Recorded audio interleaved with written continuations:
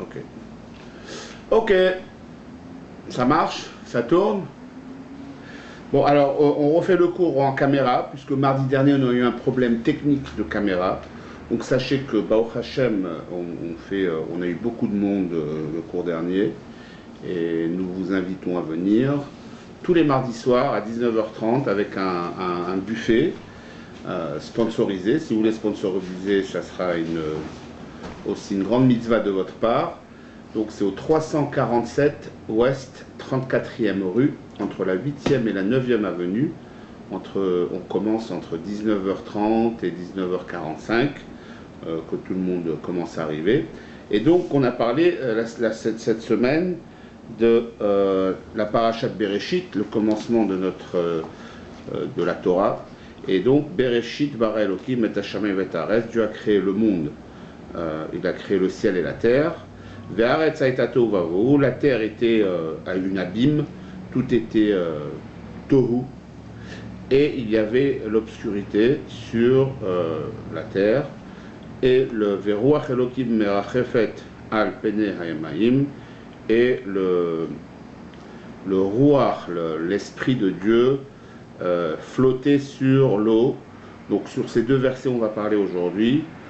Bereshit bara, c'est la création. Dieu a créé Hashamayim, c'est les mondes spirituels. Haaretz, c'est les mondes matériels. La terre était tohu, ça veut dire qu'il y a eu déjà un monde qui a été créé avant cela, mais il n'a pas pu tenir. Il y avait 288 étincelles qui étaient saines, qui étaient saintes, qui n'ont pas pu tenir, donc exploser, et sont tombées dans ce monde-ci. Et notre travail, c'est de les récupérer et leur ramener à sa source. Et Ruach Elokim merachefet al penei hayamayim, c'est merachefet, c'est le Rucho shel Mashiach. En fait, Dieu a créé le concept de Mashiach le premier jour de la création. Donc Mashiach existait depuis le premier jour de la création. Et donc on va voir comment nous devons amener Mashiach et intégrer Mashiach dans notre vie de tous les jours. Et Bezrat Hashem, avoir la grande picture où Mashiach viendra et il y aura un monde de paix complet. Et donc, ce qu'on va essayer de voir aujourd'hui, c'est comment on arrive à la conclusion que, en fait, nous devons vivre Bereshit bara Elokim et Hashamayim ve'et Haaretz, le ciel et la terre, le monde spirituel, le monde physique. Comment peut-on vivre dans un monde physique qui, en fait, ne reconnaît pas Dieu, a une indépendance totale, et en même temps, on doit introduire la divinité dans ce monde physique. Et en même temps, arriver à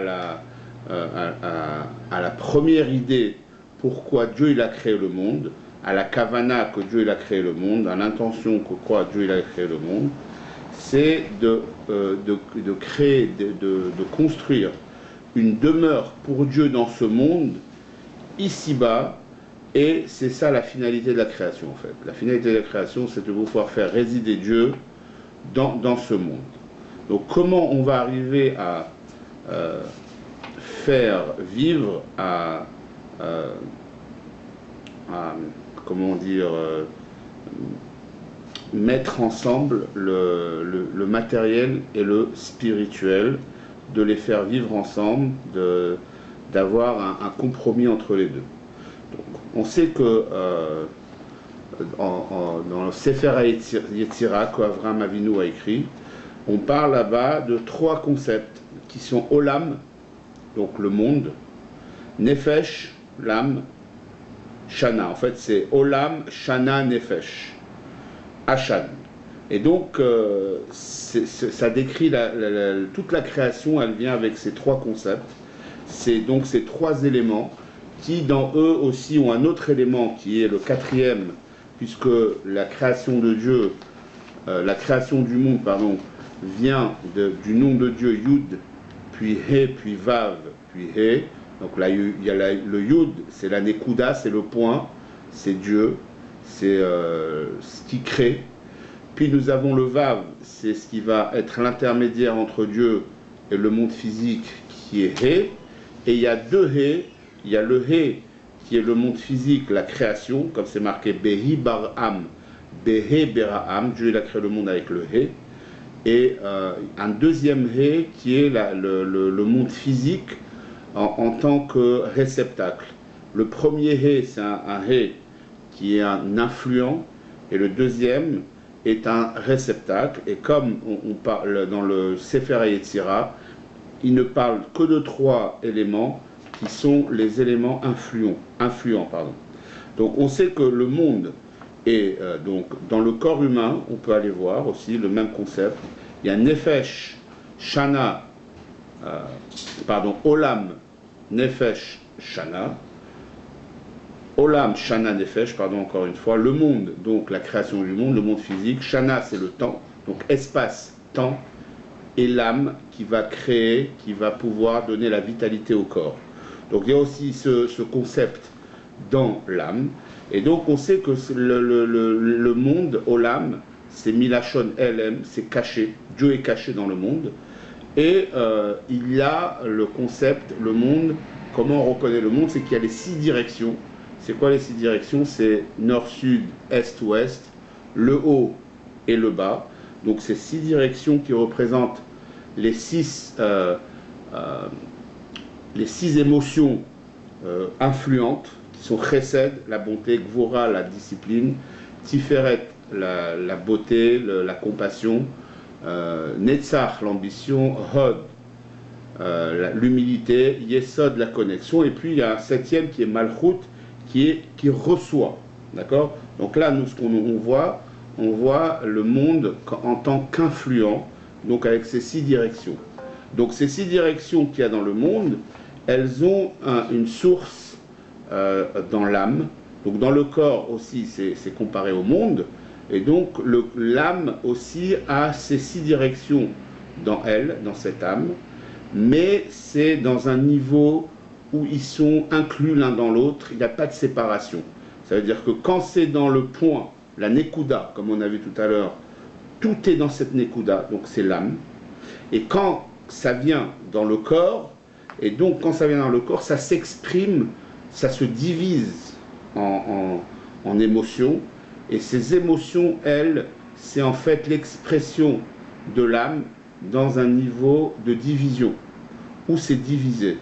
Comme par exemple, on va essayer d'élaborer ce concept. C'est quoi l'intellect? L'intellect, c'est un flash, d'accord? Et dans ce flash, il y a, à un certain moment, on arrive à une hanacha, une décision, comment on doit faire la chose. Maintenant, comment on doit faire la chose, on ne l'a pas encore en détail. Après, quand on va descendre un peu plus, on va pouvoir mettre ce flash qu'on a eu en détail et l'appliquer dans le monde physique.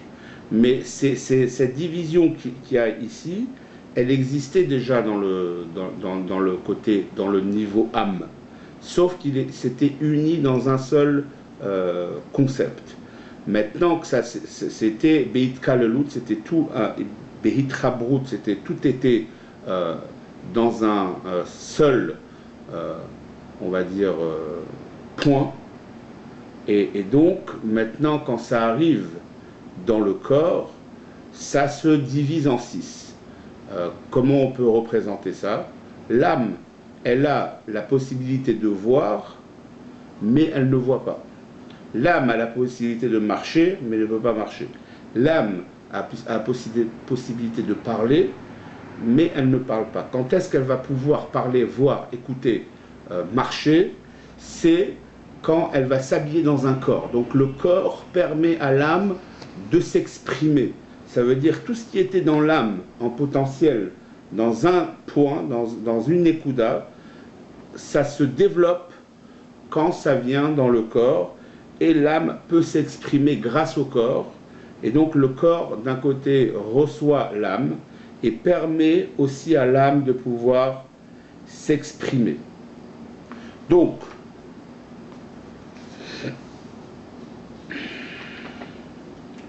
maintenant, on voit, c'est le monde et l'âme ont un rapport l'un avec l'autre, sauf que l'un, il est dans un niveau de point, et quand ça arrive dans le monde, c'est dans un niveau de séparation et de diversité. Donc qu'est-ce qui fait que ces deux, le monde, qui est le Olam, Helem, on ne voit pas l'âme elle-même qui s'exprime, mais on voit un corps qui bouge. Et l'âme elle-même qui a un point, qui a tout en potentiel, c'est qui va pouvoir les connecter ensemble. Ça veut dire connecter l'âme et le corps. Donc c'est le sujet de Ratso Veshuv. Ça veut dire qu'il y a l'âme et le corps fusent. Les deux font une fusion. Et ça s'appelle en hébreu hitlapshut, ils s'habillent l'un dans l'autre. Et donc c'est quoi le sujet de Ratso et Shuv? Ça veut dire qu'il ne peut pas avoir quelque chose de statique, c'est pas un mouvement, il est obligé d'avoir un mouvement pour que le corps et l'âme puissent cohabiter ensemble. Et ce qui est Ratso, ça veut dire que l'âme, il y a ce premier mouvement, l'âme qui veut sortir du corps, s'attacher à sa source, et d'un autre côté, l'âme comprend que sa vraie mission, c'est de rester dans le corps pour pouvoir faire la mission de Dieu, de pouvoir vivre dans un monde physique. Et donc, il y a ce mouvement constant de sortir et revenir. L'exemple, le cœur, le battement du cœur, comment il marche le cœur? Il y a ce battement, la respiration, on respire, on expire. Donc c'est toujours ce mouvement-là qui va permettre à l'âme et le corps de pouvoir cohabiter, de pouvoir s'habiller l'un avec l'autre. Et ça, c'est le troisième niveau qu'on a vu, c'est Shana, c'est le temps, puisque le temps, ça change. Il y a toujours un changement. Donc il y a toujours cette évolution de changer, d'aller, de revenir. Donc ça, c'est le concept de Ratso Veshuv qui permet au monde, qui est toujours en mouvement aussi, de pouvoir rester en vie et pouvoir faire la volonté de Dieu et de rester dans un monde physique. Donc on a ce spirituel et ce matériel, ce côté infini et ce côté limité qui arrive à se connecter ensemble grâce à ce mouvement de Ratso Veshuv, ce changement de situation ou ce changement toujours il y a un changement, une évolution, toujours il y a on sort, on revient, toujours pouvoir se remettre en question même, ça veut dire on sort de notre corps, on revient dans notre corps, c'est ce que fait l'âme. Et donc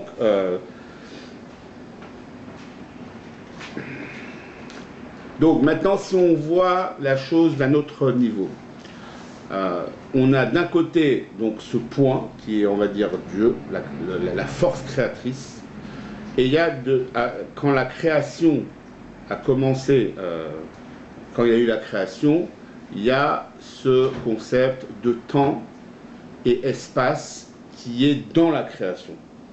D'accord? Donc le temps, ça permet, c'est, on va dire, un intermédiaire entre le spirituel et le monde physique. D'accord?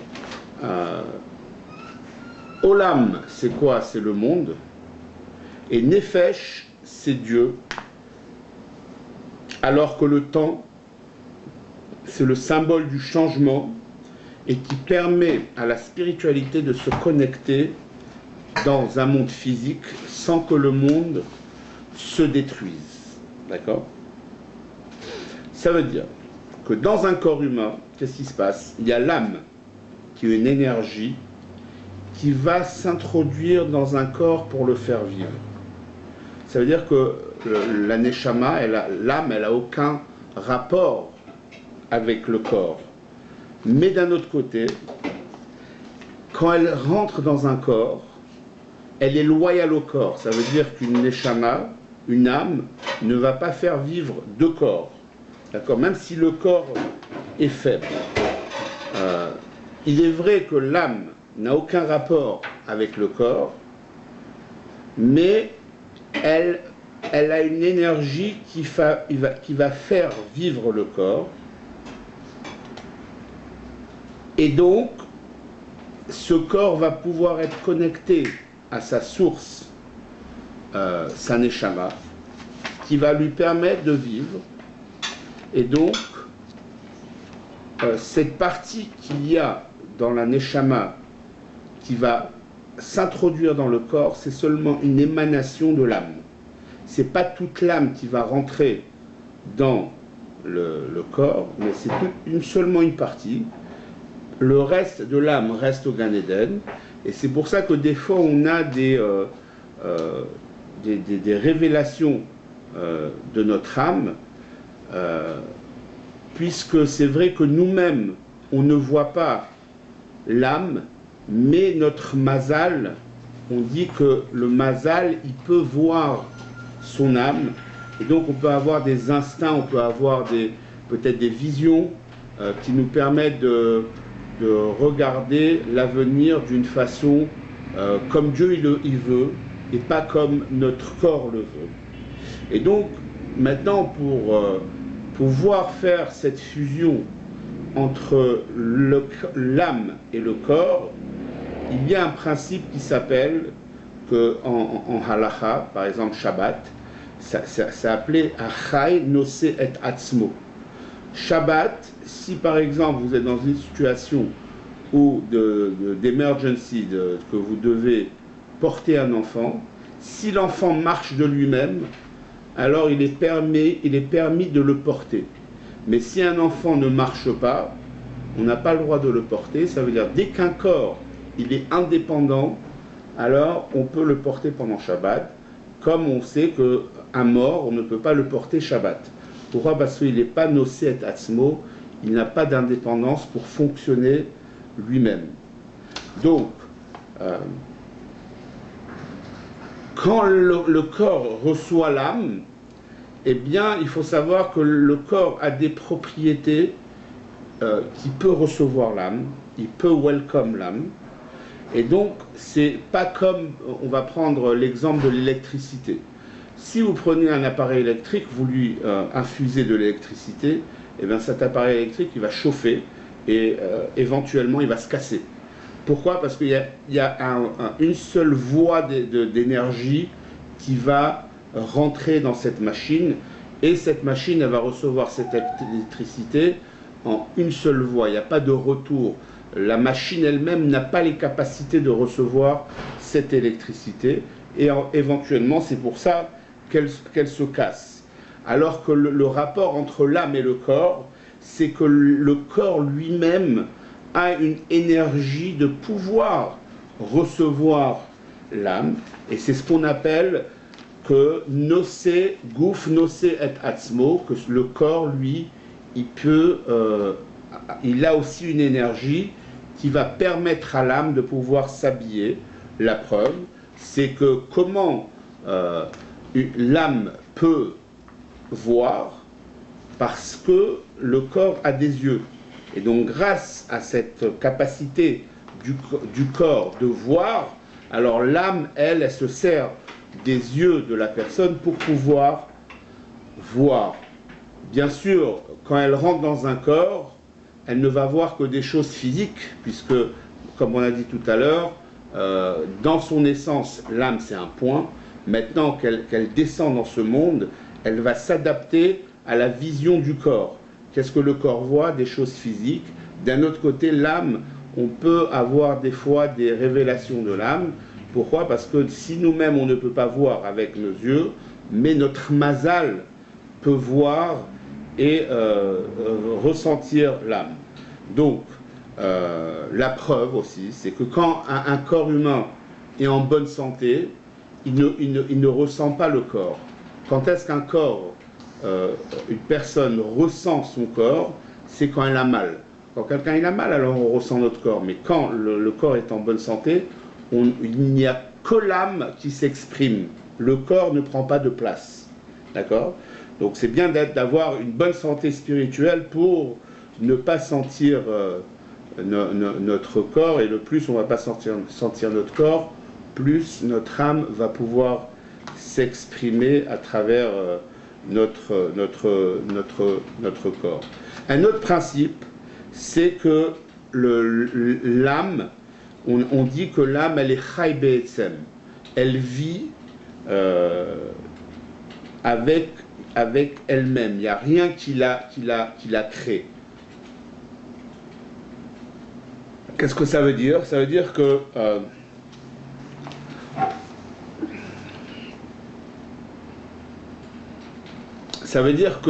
l'âme, elle ne va pas automatiquement être le corps humain, ou la création n'est pas le résultat ou la généralité qui va avoir à l'intérieur d'elle certaines particularités.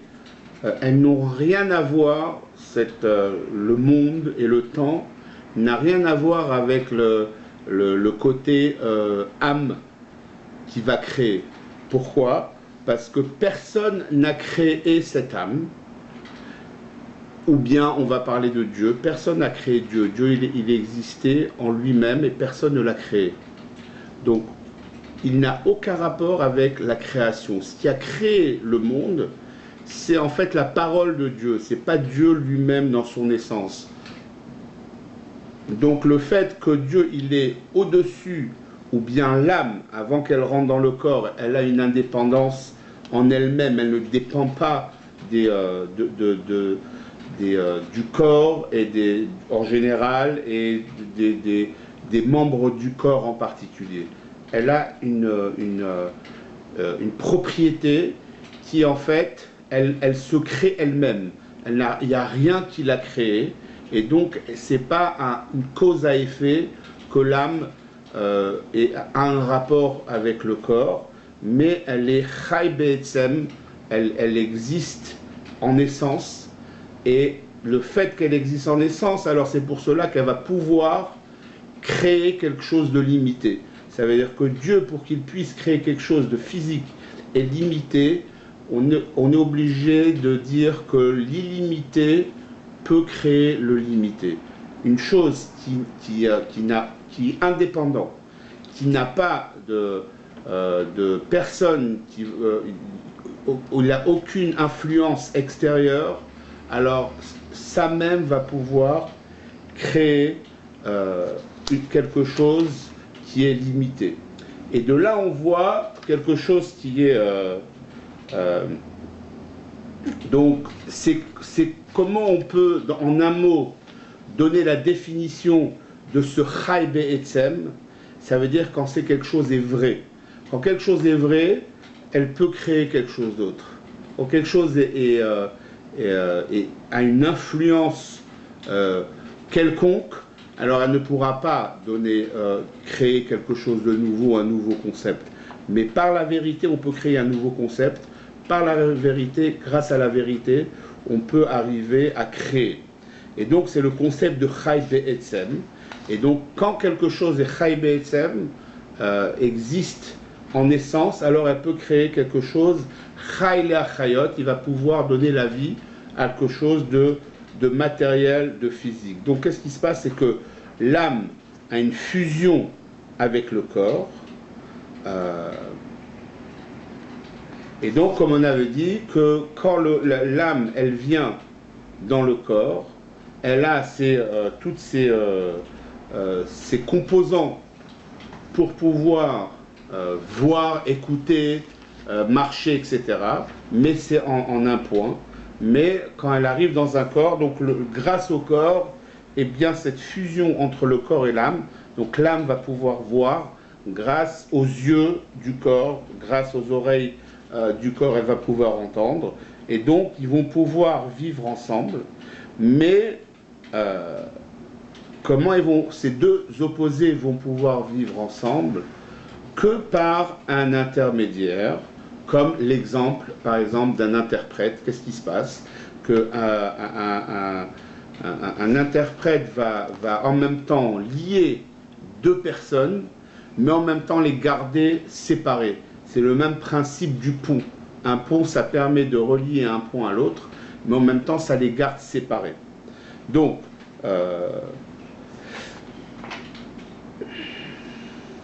comment ces deux extrêmes, opposés, on va dire, qui est le corps qui est nocé et atzmo, qui a des propriétés, qui a une énergie à lui-même, et en même temps le concept de chai be'etzem, de l'âme, qui lui existe en essence, il n'a besoin d'aucune influence pour pouvoir vivre. Comment on va pouvoir les garder ensemble et en même temps séparés?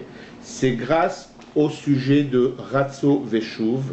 Ça veut dire que ce concept de battement, comme on va dire, comme dans un cœur, sortir et revenir, ça va permettre à l'âme et au corps de vivre ensemble et en même temps de les garder séparés. Et donc c'est le concept du temps. Le temps, ça permet de mettre en connexion deux opposés. Donc on a deux opposés, un qui est la notion de limité, qui est le corps, et le chai be'etzem, c'est l'infini, le côté illimité, et le troisième qui va les connecter. Donc on sait que si l'âme va rentrer en force dans le corps il ne pourra pas tenir. Si le corps accepte de laisser rentrer l'âme, donc l'âme, il aura besoin de changer ses propriétés. Et ce qu'on veut, nous, c'est de les garder exactement les mêmes et de pouvoir les faire cohabiter ensemble. Et pour ça, on arrive à connecter le Ensof, quelque chose qui est illimité, avec quelque chose de limité. C'est comme on sait que c'est quoi le Tzimtzum. Le Tzimtzum, c'est la contraction. Quand Dieu a créé le monde, il a utilisé le concept de Tzimtzum. C'est prendre toute la lumière, la faire retourner à sa source. Donc c'est le sujet de Ratso. Et puis faire descendre un point qui va recréer la physicalité, c'est le sujet de Shuv. Donc il y a toujours ce Ratso et Shuv. Comment on peut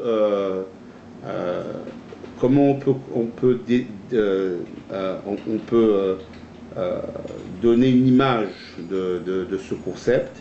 C'est le fait d'avoir une identité à soi, ça c'est le sujet de Shuv, d'être physique, être indépendant, et en même temps être connecté au Ensof. Donc c'est ça le Ratso Veshuv, je suis connecté, je reviens, j'ai une identité. Je suis connecté, j'ai une identité. Et donc cette identité, elle peut arriver à une indépendance et dire que Dieu n'existe pas, puisque j'ai mon identité, j'existe. Donc c'est moi qui me suis créé moi-même, je suis indépendant.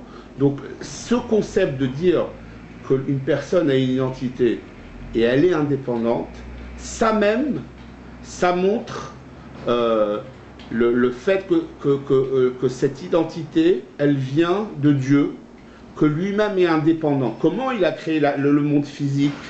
Par le fait qu'il est indépendant, que personne ne l'a créé, et qu'on voit dans le monde s'est mis la chonelle, Dieu il est caché. Alors on voit même, le monde commence à avoir une indépendance totale, d'où le monde peut avoir cette indépendance, par le fait que ça a été créé par Dieu qui est indépendant. Donc l'indépendance divine qui a créé le monde transpire dans le monde quand lui-même il devient indépendant et cache Dieu. Donc c'est déjà une preuve que Dieu existe du fait que le monde pense qu'il est indépendant. Donc cette identité nous permet d'être connectés avec Dieu et de montrer que Dieu est présent. On peut se servir de cette identité et d'être complètement vers le bas et ne pas accepter la divinité.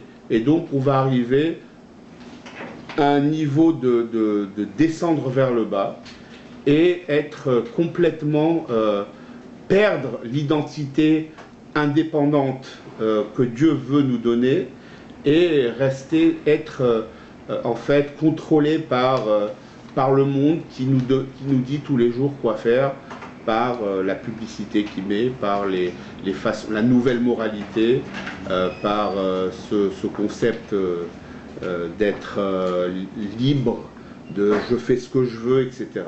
Donc ça, cette indépendance, on croit que c'est une indépendance, en fait ce n'est pas une indépendance, c'est une addiction à autre chose. Mais la vraie indépendance, c'est de comprendre que cette indépendance qu'on a, elle est voulue par Dieu pour pouvoir servir Dieu tous avec notre diversité et chacun avec son caractère qui est différent.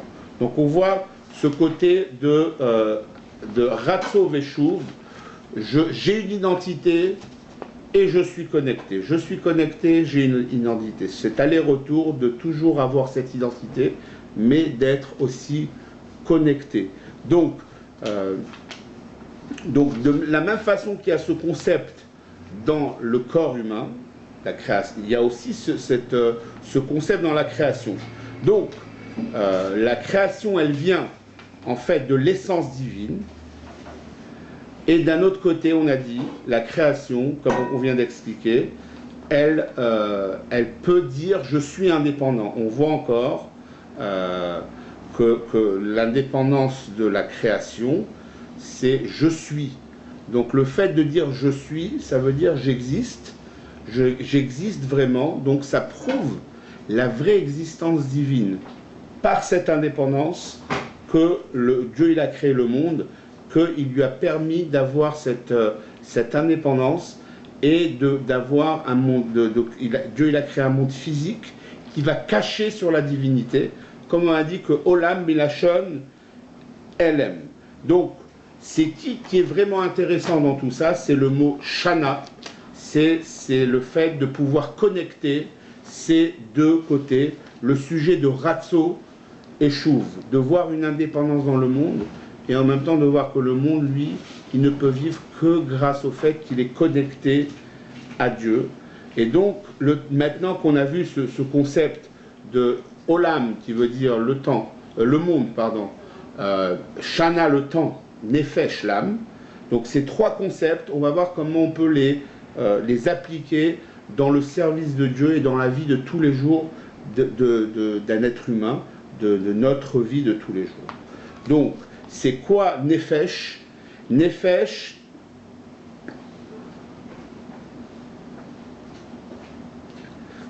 c'est la kavana qu'on a les mitzvot, l'intention qu'on a quand par exemple on met les téphilines.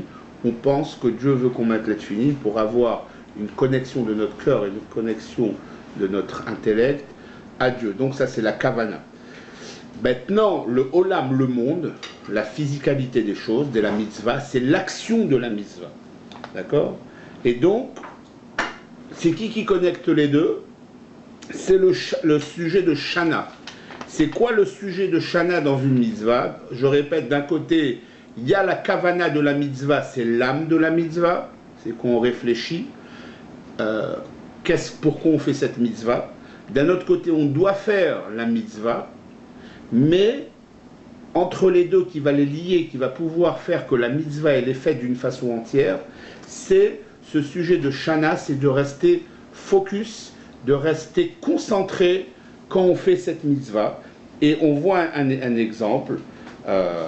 Par exemple, quand on étudie la Torah, on doit avoir la kavana d'étudier la Torah, parce que toutes les kavanotes qui nous disent qu'il faut étudier la Torah, mais quand on étudie la Torah, il faut être concentré sur ce qu'on étudie.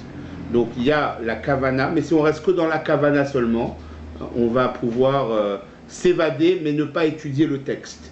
D'accord? Donc le point, c'est de pouvoir avoir cette connexion qui est le sujet de Shana, de pouvoir être toujours avoir le focus sur ce qu'on étudie.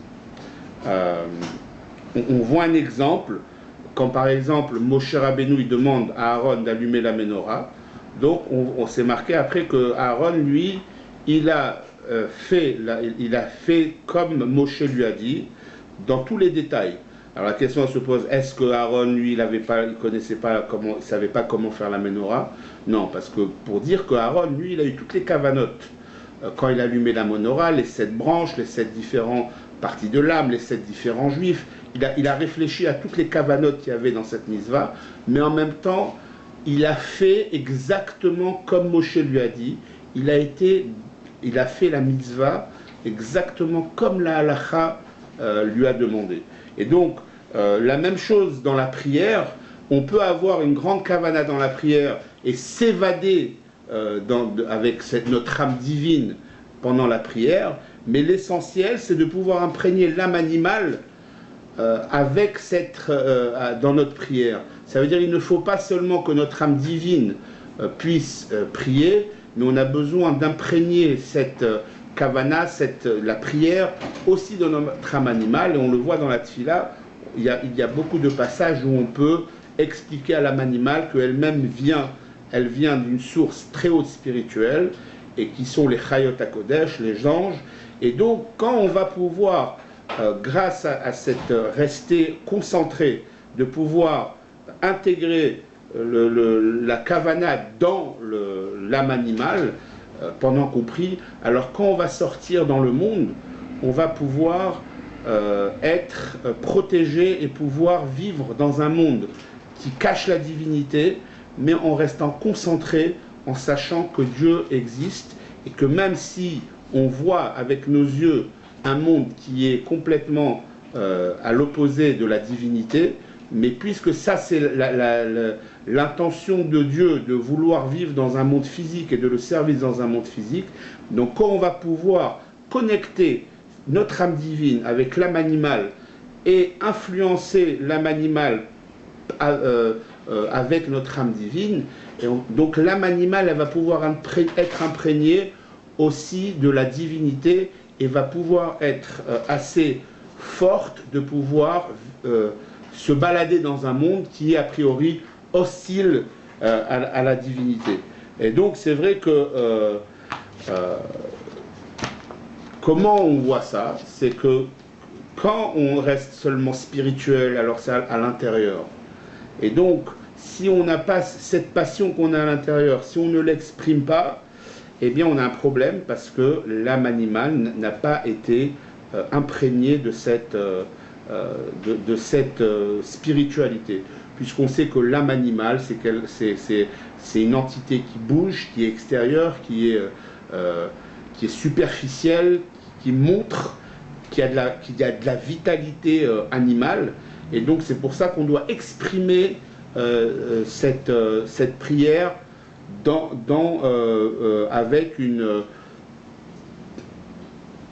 avec un résultat qui va permettre à l'âme animale d'avoir une vitalité extérieure, de pouvoir être chaud pour Dieu, pour pouvoir vivre dans le monde.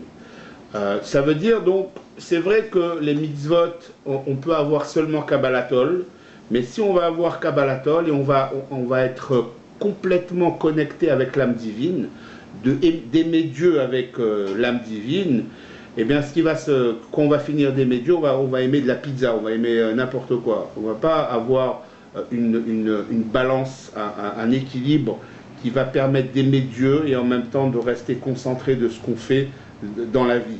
Ça veut dire qu'il faut savoir qu'il faut avoir, quand on fait les mitzvot, quand on a la tfila, quand on sert Dieu, il faut avoir l'amour et la crainte qui, eux, sont les deux éléments essentiels, qui sont les deux ailes qui vont pouvoir élever les mitzvot.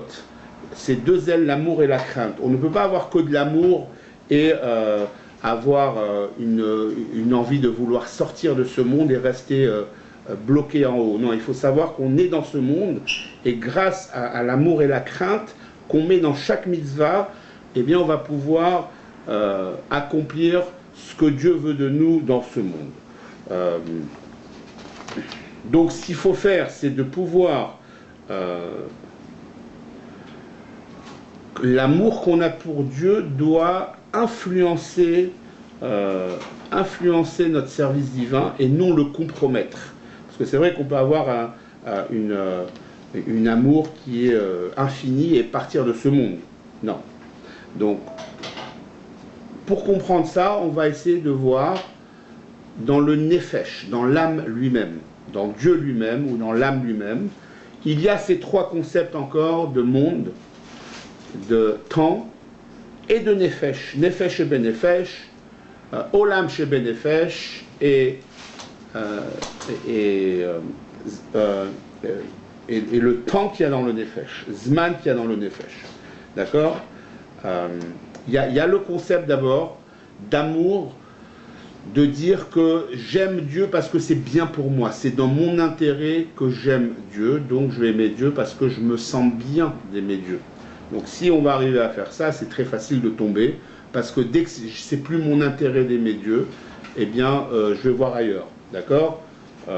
Après il y a le sujet de Shana, donc il y a le sujet aussi de Nefesh, qui est complètement le bitoul, d'être annulé complètement, comme Rabbi, je pense, il me semble que Rabbi Yochanan ben Zakkai, lui, dit je ne sais pas où l'on m'amène, pardon, puisqu'il était tellement, il avait une abnégation totale de lui-même, il n'existait pas, alors il était dirigé par lui-même. Et donc ça même, c'est pas bon, parce qu'il y a besoin de pouvoir avoir le sujet de Shana. Shana, c'est ce mouvement. C'est de pouvoir, en fait, être conscient qu'on est annulé à Dieu. Ça veut dire de pouvoir dire que j'ai une conscience et je travaille sur moi comment être annulé à Dieu. Ça veut dire de pouvoir exprimer son intellect, de pouvoir être conscient dans son intellect là où on va. D'accord ? Donc ça veut dire que des fois on peut aimer Dieu, mais en fait, ça nous emmène dans les côtés négatifs. De dire, moi je suis que spirituel, je suis juif du cœur, j'aime Dieu. Et bien tout ça, ça peut nous amener à créer notre propre religion et dire ça me va, ça me va pas. Ou bien l'autre côté, dire ça m'intéresse ou ça m'intéresse pas. Ça veut dire qu'on oublie la kavana, que Dieu il a créé le monde, c'est de le servir dans un monde physique. D'accord? Et donc, il y a le sujet donc, de Bitoul, qui est être complètement annulé, c'est pas bon. Que Kirvat Elohim, Litov, c'est bon pour moi, mais il faut savoir que le point essentiel, c'est quoi? C'est Kirvat Elohim Tov. D'aimer Dieu, c'est bon. Pourquoi c'est bon? Parce que c'est le sujet d'équilibre. D'avoir un équilibre pour l'amour de Dieu.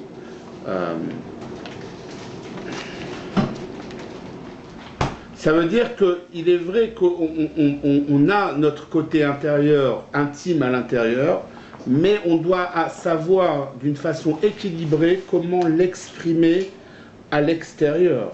Ça veut dire qu'il faudra connecter ce côté spirituel avec le physique. Ça veut dire qu'on doit d'un côté être spirituel, parce que c'est vrai qu'on a une âme et qu'on a une tendance à vouloir s'attacher avec Dieu, mais d'un autre côté, il faut que cet attachement soit conscient. Il doit savoir où il est, dans quelle direction donc on va.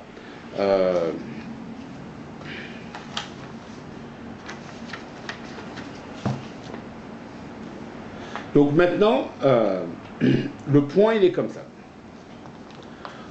C'est vrai on sait que, par exemple, les astres eux-mêmes ont un intellect, ils reconnaissent leur créateur. Donc le fait qu'ils reconnaissent leur créateur, ils ont une conscience du créateur. Mais le seul problème qu'il y a dans ce concept d'être conscient du fait qu'on doit d'avoir une abnégation à Dieu, ça peut arriver à laisser un espace aux énergies négatives de rentrer. La preuve, c'est que les astres eux-mêmes, ils ont conscience de leur créateur, donc c'est pour ça qu'ils marchent en mouvement, que depuis que Dieu les a créés, ils sont toujours dans le même mouvement, ils sont complètement annulés à Dieu, mais en même temps, ils ont une conscience que c'est Dieu qui les a créés.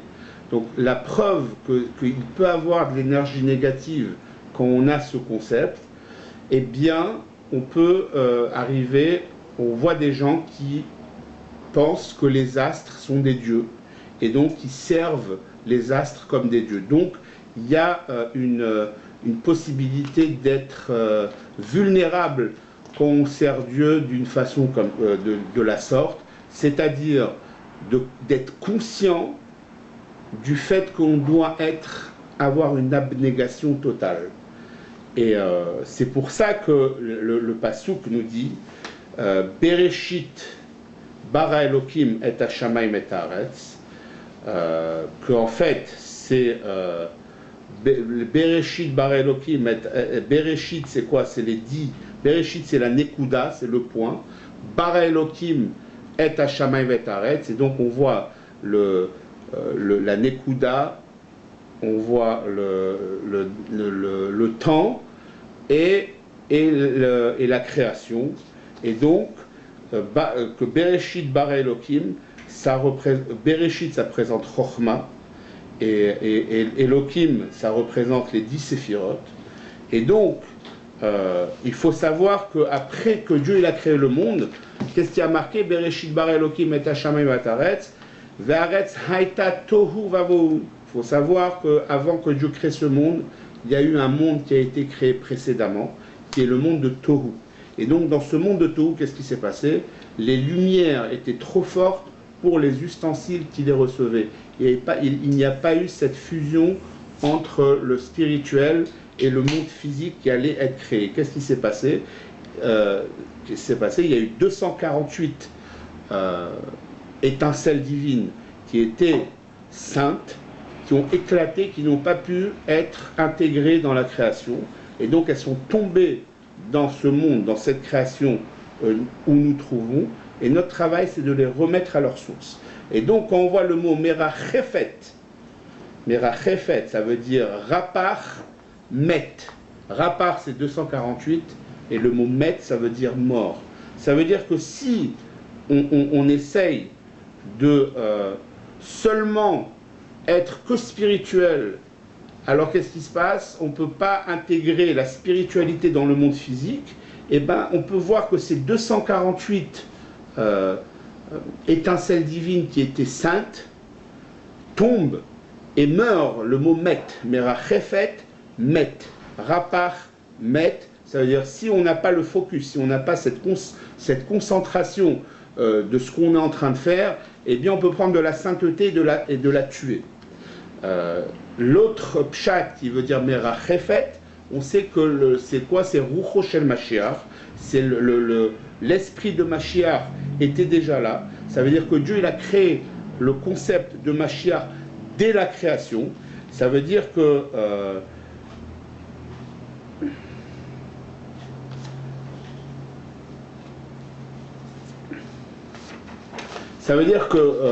Dieu, pourquoi il a créé ce concept de Mashiach? On sait que le concept de Mashiach vient du sujet de Emet, qui vient d'un niveau très haut, spirituel. C'est pnimiotatique, c'est pas le moment d'en parler, mais si vous pouvez vous renseigner, pnimiotatique, c'est quelque chose où la vérité en elle-même, la source de la vérité. La source de la vérité, c'est qui? C'est Mashiach, le concept de Mashiach. Et on sait que le Rabbi Rachab, il amène quelque chose d'assez intéressant, c'est que la vérité n'a pas besoin de témoins. Ça veut dire, si quelqu'un vit d'une façon vraie, eh bien, il est protégé. Par quoi? Par ce concept de Mashiach. Qu'est-ce qu'on veut revenir à dire? On veut revenir à dire qu'un juif, lui, il doit avoir une vie qui a une balance, qui est équilibrée. Ça veut dire avoir une conscience toujours où on se trouve. Mais c'est vrai qu'il y a un danger que quand on commence à réfléchir par nous-mêmes, etc., on peut avoir une tendance de laisser rentrer des énergies négatives dans notre façon de réfléchir et façon de penser. Mais si on intègre dans notre façon de penser le concept de Mashiach, à chaque fois qu'on fait quelque chose, on intègre le côté de Mashiach, c'est-à-dire la vérité, tout ce qu'on fait c'est vrai dans son essence, alors on va être étanche, on ne va rien laisser rentrer dans notre façon d'être dans notre mode de vie, qui est un mode de vie juif dans un monde physique. Et donc c'est ça, on doit vivre dans un monde physique, on doit réfléchir par nous-mêmes, on doit avoir conscience où on est, et en même temps on doit toujours être influencé par la vérité, par le sujet de Mashiach. Et donc c'est pour ça que quand on se trouve dans n'importe quelle situation, il faut toujours se demander, est-ce que Dieu il veut que je fasse ce que je vais faire maintenant? Est-ce que je suis protégé par la vérité? Est-ce que j'intègre le concept de Mashiach dans ma vie de tous les jours? Et donc ça, on l'a vu, c'est vrai qu'on est des gens simples, on n'a pas cette grandeur de pouvoir dire ou de calculer ou de mesurer combien de vérité on met dans notre vie de tous les jours, mais on peut prendre exemple sur les tzadikim, comme par exemple le rabbi, lui, il a exprimé cette vérité dans la vie de tous les jours de notre génération. Il a fait des campagnes pour pouvoir nous indiquer la route de la vérité et de l'utiliser dans la vie de tous les jours. Donc quand on voit, si on va être attaché au tzadikim, si on va être attaché au rabbi, alors on va pouvoir nous-mêmes prendre du pré-vérité, on peut dire prêt-à-porter, mais on peut dire, le rabbi, lui, il a amené le sujet du pré-vérité, de la vérité d'une façon non artisanale, mais en masse, et il a donné certains points qu'on doit toujours être attaché à ces points que le rabbi a amenés, comme les 10 mifsaïm, comme la pureté familiale, comme donner la tzedaka, mettre les téphilines, étudier la Torah, l'éducation des enfants, etc. Il a donné certains points de vérité que chaque juif peut intégrer dans sa vie de tous les jours, et donc ne pas être influencé par les énergies négatives qui peuvent rentrer dans la vie de chacun et la vie de chacune pour en fait amener la vérité globale qui est la venue du Mashiach. À très bientôt, à la semaine prochaine.